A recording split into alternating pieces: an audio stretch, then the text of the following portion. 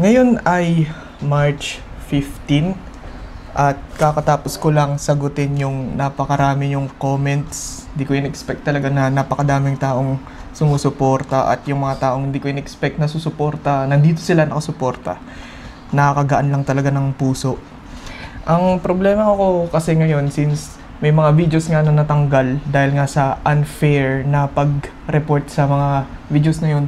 Ang nangyayari kasi ay nagkakaroon ako ngayon ng shadow banning. Kumbaga, yung channel ko, hindi siya lumalabas kapag kasi search mo yung tuna fish.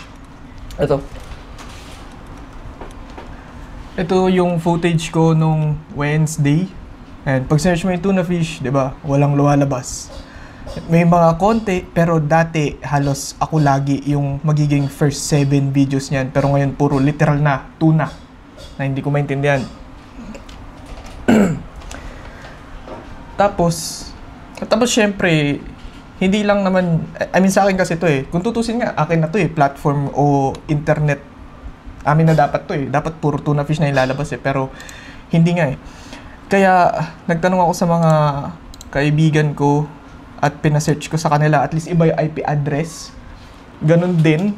Kumbaga, hindi lumalabas agad yung videos ko. Lumalabas pag search mo tuna fish and literal na tuna. Sa kanila nga, halos wala talaga pang ilan pa yan, pang 7 o 8 bago lumabas yung akin. Pero yung mismong channel, hindi siya lumalabas. Yun kasi yung pinaka-problema kapag ka na shadow ban. Tas ito, ibang data rin to. Ibang tao naman to.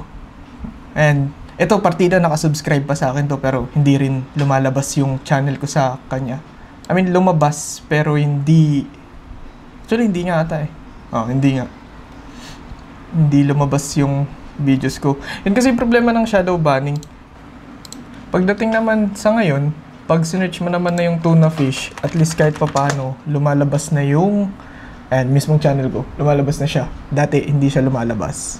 At nandyan. Pero kung tutusin, hindi pa rin siya linilitaw talaga ng lahat. Puro literal na tuna pa rin. At ang tagal bago lumabas na itong 5 buwang paghahanda, di nga lumalabas yung pinaka marami kong views na video yung yung sa board exam tips. Wala yung 80% na pumasa. Ibig sabihin talaga ang shadow ban pa rin siya. Kaya yun, di ko rin alam Ang intindi ko ay hindi ipopromote na ng YouTube yung channel mo kasi nga technically parang binan ka na nga. Kumbaga kasi inappropriate daw Binayolate mo yung community guidelines na bakit kanila ipopromote. Kumbaga kailangan magkaroon ka ulit ng good standing. Kaya ngayon, ito yung hindi ko in-expect na daily vlogs. Kailangan ko mag-upload consistently at mapakita rin sa YouTube, sa algorithm na wala naman talaga ako binabiolate at ginagawa ko lang to.